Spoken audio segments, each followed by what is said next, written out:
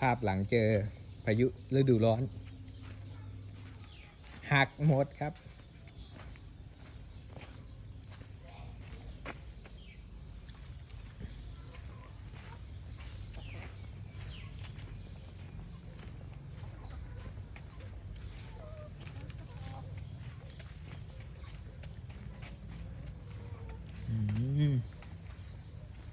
เละเละหมดเลย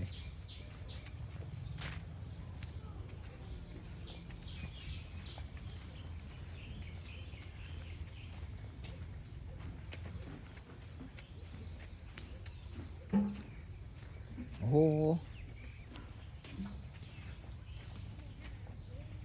สมุนไพรชั้น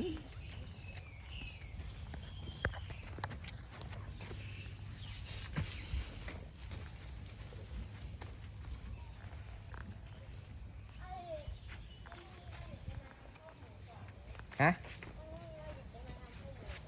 เดี๋ยวดูก่อนว่าอะไรบ้างเปล่าโอ้โหหักอะไรเนี่ยเละหมดเลย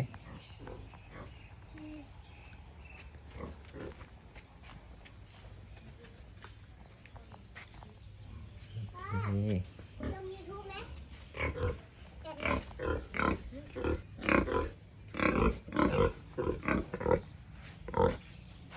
นะเป็นไงบ้างบอกเพื่อนๆหน่อยที่สวนเป็นไงบ้างเละหมดเลยเละหมดเลยแหละมาดูข้อหมูสบายกว่าตั้งเยอะทำไมไม่อยู่กับหมูล่ะไม่อยู่กับหมูสบายกว่าเยอะดูบันไดเลยโอ้เละหมดเลยไปดูข้าววัวหน่อยไปดูข้าววัวหน่อย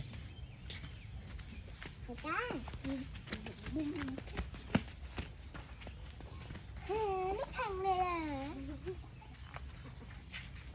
ก็แอบพังอีกนิดนึงนะแอบพังนิดนึงโอเคอยู่อันนี้ยังไม่เท่าไหร่เป็นไงเจอพายุเมื่อกี้เป็นไงสังกะสีหลุดเลยอ่ะโอเคโอเคเดี๋ยวทำให้นะเดี๋ยวซ่อมให้นะไหนเป็นไง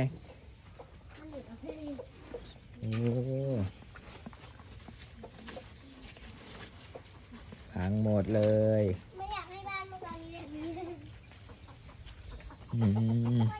วันพรุ่งนี้มันจะมีอีกไหมโอ้ดูนู่นดิพังหมดเลยอ่ะเละหมดเลยเทวันพี่ตันลงมาเลยอันนี้เฮ้ยเจ้าไก่ทั้งนั้นนี่ขวางทางไปหมดเลย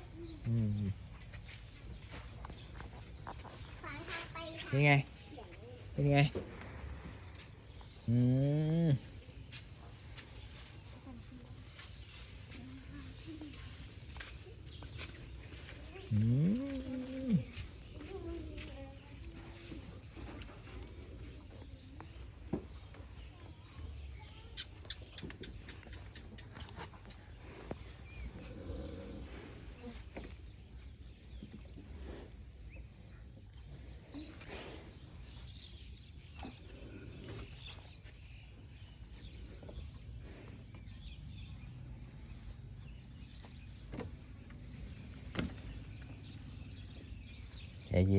เย็น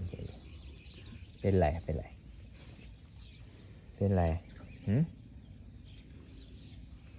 งอนอะไร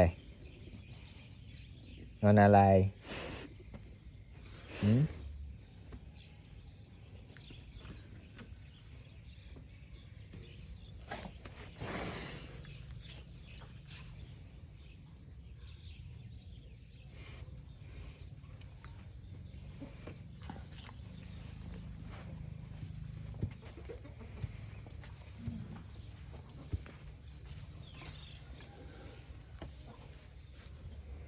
คุณพาเป็นไงกลัวไหมกลัวป่ะมันเป็นพายุมันเป็นพายุไหนมานี่ไหนแกนี่มันเป็นพายุโอเคไปแล้ว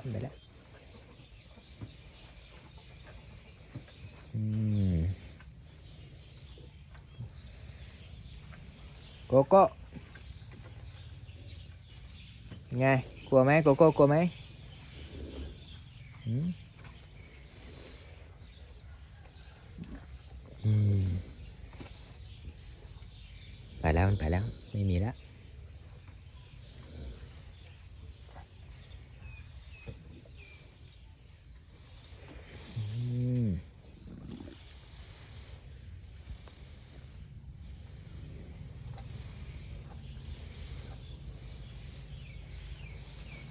นี่มา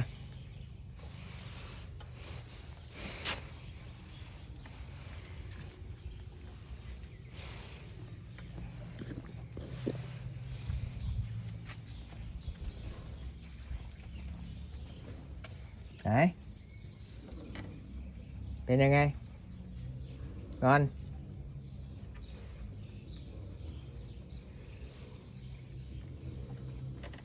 อ่ะโอเคมานี่มานี่มานี่มานี่มามานี่มาไปเท้านี่มาเย้เป็นไงกลัว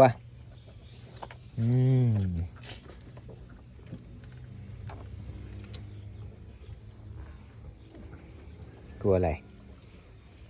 ตัวออกใจใหญ่ใจนิดเดียวกลัวอะไรโอเคโอเคโอเคโอเคเดี๋ยวพรุ่งนี้เลี้ยงย่าบุฟเฟ่เลยพรุ่งนี้เลี้ยงย่าบุฟเฟ่โอเค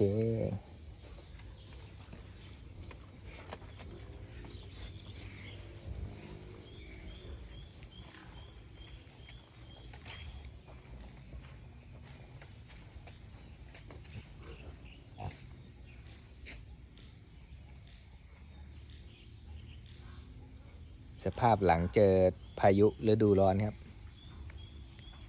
พังหมดเลย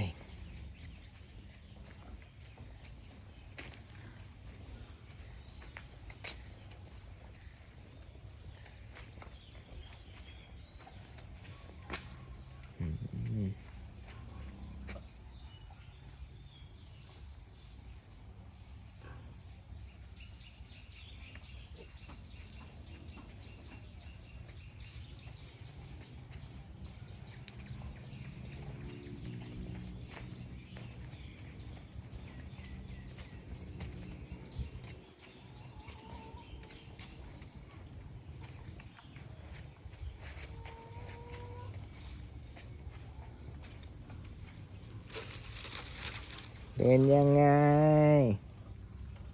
โอเคใช่ไหมโอเคเป็นยังไงเป็นยังไงเป็นยังไงเป็นไงเป็นไงโอเค